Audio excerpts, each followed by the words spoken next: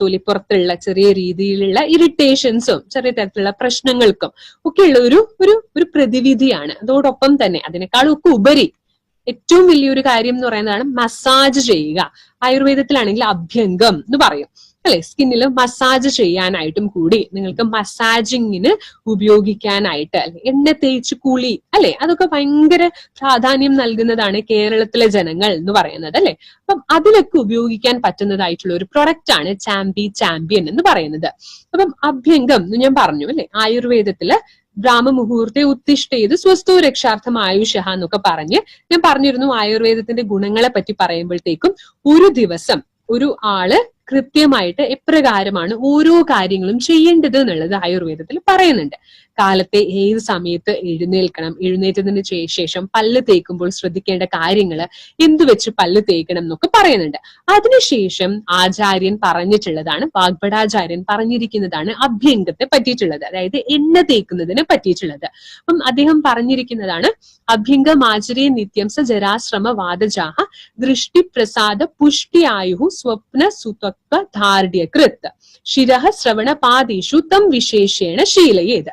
അതായത് അഭ്യംഗമാചരേ നിത്യം, അതായത് എല്ലാ ദിവസവും എണ്ണ തേക്കുന്നത് നിർബന്ധമാക്കണം. നിത്യവും നിങ്ങൾ ചെയ്യേണ്ടതായിട്ടുള്ള ഒരു കാര്യമാണ് എണ്ണ തേക്കുന്നത്. എന്തിനാണ്? അതെന്താണ് നൽകുന്നത്? ദൃഷ്ടിപ്രസാദ പുഷ്ടി ആയുഹു, അതായത് കണ്ണിന്റെ കാഴ്ചശക്തി വർദ്ധിപ്പിക്കാൻ സഹായിക്കുന്നതാണ്. നല്ല പോലെ ധാർഢ്യം, നമ്മുടെ ശരീരത്തിന് സ്ട്രെങ്ത് തരുന്നതാണ്. സ്വപ്നം, നന്നായിട്ട് ഉറങ്ങാനായിട്ട് സഹായിക്കുന്നതാണ്. അതേപോലെ തന്നെ ആന്റി ഏജിങ് പ്രോപ്പർട്ടി ഉണ്ട്, അതായത് വാർദ്ധക്യത്തിൽ കണ്ടുവരുന്ന പ്രശ്നങ്ങൾ അറിയാം അല്ലെ. വാദം, ഞാൻ നേരത്തെ നോവേദന ജെല്ലില് കഴിഞ്ഞ ട്രെയിനിങ്ങിൽ ഞാൻ പറഞ്ഞിരുന്നു അല്ലെ, വാർദ്ധക്യത്തിലേക്കൊക്കെ കടക്കുമ്പോഴത്തേക്കും വാദവർദ്ധനവ് ആണ് ഉണ്ടാകുന്നത്, അല്ലെങ്കിൽ ആ വേദനയ്ക്കൊക്കെ കാരണം വാദദോഷമാണ്.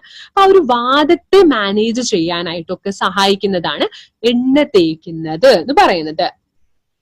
വാദത്തെ നിവാരണം ചെയ്യാനായിട്ട് പ്രത്യേകിച്ചും എവിടെയാണ് തേക്കേണ്ടത്? ശിരഃ ശ്രവണ പാദേഷു തം വിശേഷേണ ശീലയത്. അതായത് പ്രത്യേകിച്ചും നിങ്ങളുടെ തലയിലും ചെവിയിലും അതേപോലെ തന്നെ പാദത്തിലുമാണ് പ്രത്യേകിച്ചും നിങ്ങൾ ഇത് അപ്ലൈ ചെയ്യേണ്ടത്, തേക്കേണ്ടത് എന്ന് പറഞ്ഞിട്ടുള്ളത്.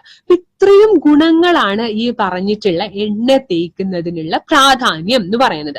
അപ്പം അറിയാം അല്ലെ, എണ്ണ തേച്ച് നമ്മൾ എണ്ണ ഫുൾ ശരീരത്തിൽ തേച്ച് കുറച്ചു നേരം ഒരു 30-45 മിനിറ്റ് നിന്ന് കഴിഞ്ഞ് ചെറു ചൂടുവെള്ളത്തിൽ കുളിച്ചു കഴിഞ്ഞ് വരുമ്പോഴത്തേക്കും തന്നെ നമ്മൾക്ക് വളരെ ഒരു ഉന്മേഷമാണ്, ഇത് ചെയ്ത ആൾക്കാർക്ക് അറിയാം, വളരെ നല്ലൊരു ഉന്മേഷമാണ് ഉണ്ടാവുന്നത്. നന്നായിട്ട് ഉറക്കം കിട്ടുന്നുണ്ട്, നമ്മളുടെ സ്കിന്നിലൊക്കെ നല്ലൊരു ഗ്ലോ ആണ്, നമ്മളുടെ മനസ്സിനൊക്കെ ഒരു മെന്റൽ അലേർട്ട്നെസ് ഒക്കെ വർദ്ധിപ്പിക്കുന്നതായിട്ടുള്ളതാണ്. നമ്മളുടെ സന്ധികളിലൊക്കെ ഒരു ലൂബ്രിക്കേഷൻ തരുന്നതാണ്, മസിൽ ടോൺ വർദ്ധിപ്പിക്കാൻ സഹായിക്കുന്നതായിട്ടുള്ളത് ഒക്കെയുള്ള ഒരു കാര്യമാണ് ഈ അഭ്യംഗം എന്ന് പറയുന്നത്. നമ്മുടെ എല്ലാവരുടെയും ദിനചര്യയിൽ ഉൾപ്പെടുത്തേണ്ടതായിട്ടുള്ളതാണ് എണ്ണ തേക്കുന്നത്.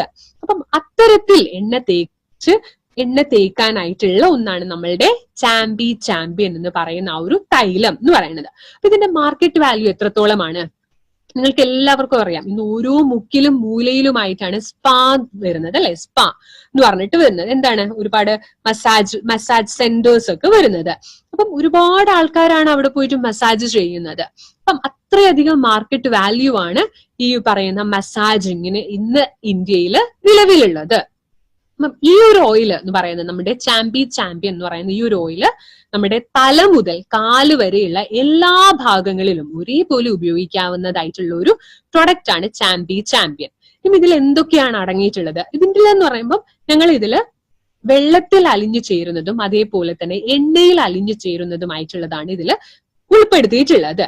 ഏതൊക്കെയാണ് എന്നുള്ളത് നമുക്ക് നോക്കാം. ഇതിൽ ഞങ്ങൾ കുറുന്തോട്ടി ഇട്ടിട്ടുണ്ട്, മുതിര, കണ്ടകാരി ചുണ്ട, മഞ്ചട്ടി, ടീ ട്രീ ഓയിൽ, വേപ്പെണ്ണ, അതേപോലെ തന്നെ ഉഴുന്ന്, എള്ളെണ്ണ, തേജപത്രം ഒക്കെയാണ് ഇതിൽ ഉൾപ്പെടുത്തിയിട്ടുള്ളത്. അപ്പം ഇതിൽ നിങ്ങൾ ഓർത്തിരിക്കേണ്ടതായിട്ടുള്ള കുറച്ച് കാര്യങ്ങൾ ഞാൻ പറയാം.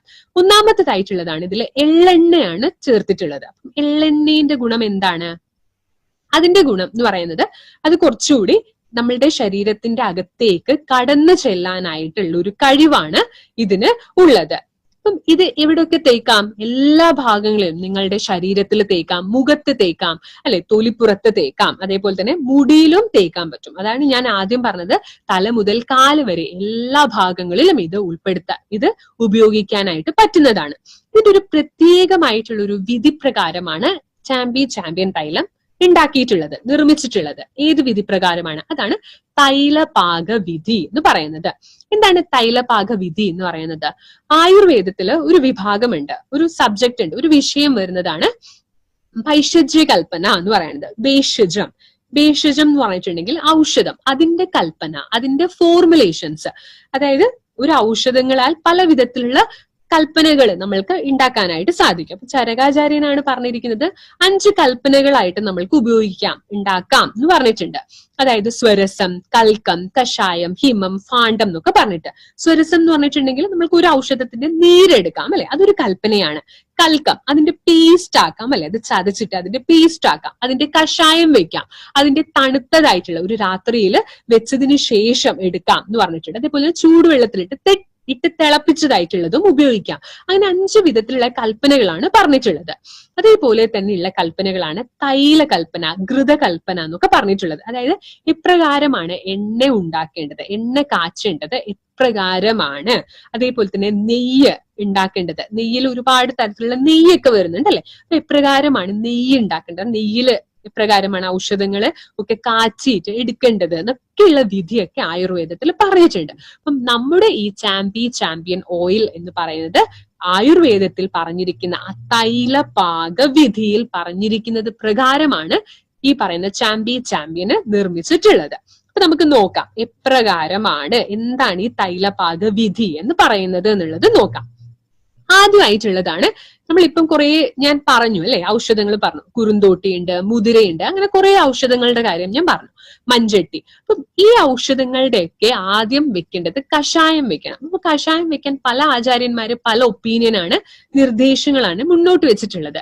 16 ഇരട്ടി വെള്ളത്തില് അതിനെ 8 ഇരട്ടിയായി വറ്റിക്കാൻ ഒരു ആചാര്യൻ പറഞ്ഞിട്ടുണ്ട്. അല്ലെങ്കിൽ 8 ഇരട്ടി വെള്ളം എടുത്തിട്ട് അതിനെ 4-1 അല്ലെ, 4 അതിനെ വറ്റിച്ചെടുക്കാനായിട്ട് പറഞ്ഞിട്ടുണ്ട്. അപ്പം ഇത്തരത്തിൽ, അപ്പം അതായത് അങ്ങനെ വറ്റിച്ചെടുക്കാൻ പറയുന്നത് എന്താണ്? അത്രയ്ക്കും കോൺസെൻട്രേറ്റഡ് ആയിട്ടുള്ളതാണ് ലഭിക്കേണ്ടത്. അപ്പം അതാണ് കഷായം എന്ന് പറയുന്നത്. അപ്പം അതില് ആദ്യം നമ്മൾ ചെയ്യുന്നത് എന്താണ്? കഷായം ഉണ്ടാക്കുകയാണ് ചെയ്യുന്നത്. അപ്പൊ ഇത്തരത്തിൽ ഈ പറഞ്ഞിട്ടുള്ള ഔഷധങ്ങളുടെ കഷായം വെക്കും. അപ്പൊ ആ കഷായം വെച്ചതിന് ശേഷം അതിനെ നമ്മൾ അരിപ്പ വെച്ചിട്ട് അല്ലെങ്കിൽ തുണിയോ എന്തെങ്കിലും വെച്ചിട്ട് അതിനെ അരിച്ചെടുക്കും. അപ്പൊ അതിലുള്ള ആ ഔഷധങ്ങളൊക്കെ പോയി അതിന്റെ ഔഷധ മൂല്യങ്ങളൊക്കെ നമ്മുടെ ഈ പറഞ്ഞ വെള്ളത്തിലേക്ക്, അല്ലെ, കഷായത്തിലേക്ക് അലിഞ്ഞ് ചേർന്നിരിക്കും. രണ്ടാമത്തെ പ്രോസസ്സ് എന്ന് പറയുന്നതാണ് പേസ്റ്റ് ആക്കും. ഈ പറഞ്ഞ ഔഷധക്കൂട്ടുകളുടെ പൊടി അല്ലെങ്കിൽ ചൂർണം എടുത്തിട്ട് പാലിൽ മിക്സ് ചെയ്തിട്ട് ഒരു പേസ്റ്റ് പോലെ ആക്കും. അതാണ് രണ്ടാമത്തെ സ്റ്റെപ്പ് എന്ന് പറയുന്നത്.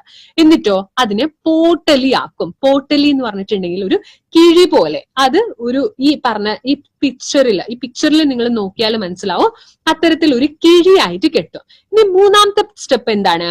ഈ പോട്ടലിയും നമ്മളുടെ ഈ ആദ്യം ഉണ്ടാക്കി വെച്ചിട്ടുള്ള ആ ഒരു കഷായവും കൂടി എണ്ണയിലേക്ക് ആഡ് ചെയ്യും. ഈ മൂന്നാമത്തെ പിക്ചറിൽ നോക്കിയാൽ അറിയാം.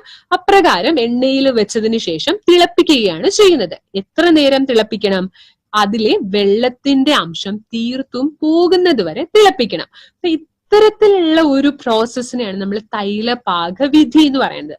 ഇപ്രകാരം ഉണ്ടാക്കിയിട്ടുള്ളതാണ് നമ്മളുടെ ചാമ്പ്യൻ എന്ന് പറയുന്ന ഓയില്. അപ്പം ഇതിന്റെ ഈ ഔഷധങ്ങൾ എന്തൊക്കെ ഗുണങ്ങളാണ് ചെയ്യുന്നത് എന്നുള്ളത് നോക്കാം. അപ്പൊ ആദ്യം തന്നെ കുറുന്തോട്ടി എന്ന് പറയുന്നത് വളരെയധികം വലിയ വാതഹരമായിട്ടുള്ള ഒരു ഔഷധമാണ് കുറുന്തോട്ടി എന്ന് പറയുന്നത്. മുതിര എന്ന് പറയുന്നത് ആന്റി ഇൻഫെക്റ്റീവ് കർമ്മങ്ങളുണ്ട്.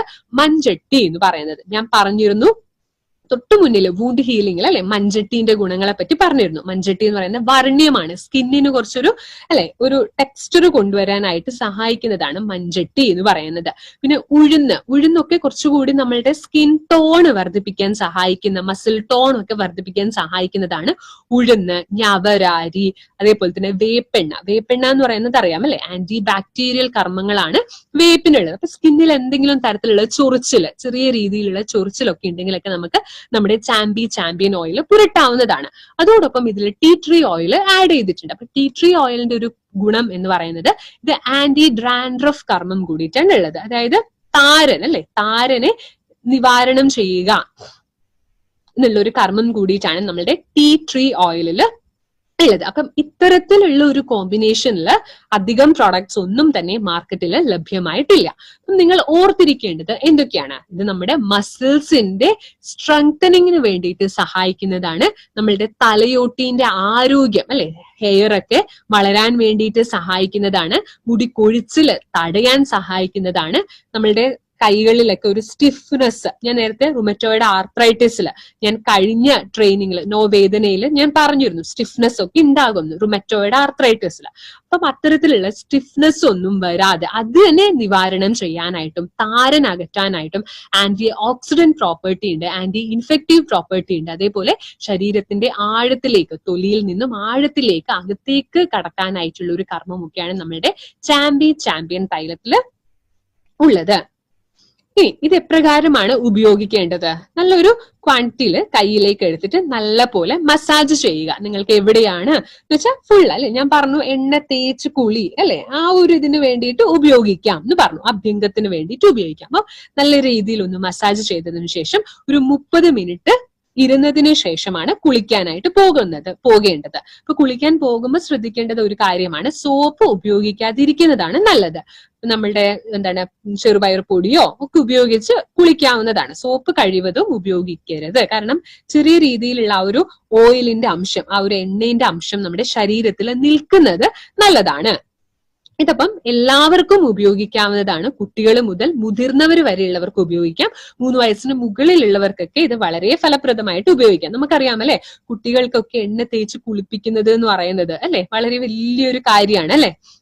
അപ്പം അതിനായിട്ടൊക്കെ ഉപയോഗിക്കാവുന്നതായിട്ടുള്ള ഒരു എണ്ണയാണ്, ഒരു തൈലമാണ് ചാമ്പ്യൻ തൈലം.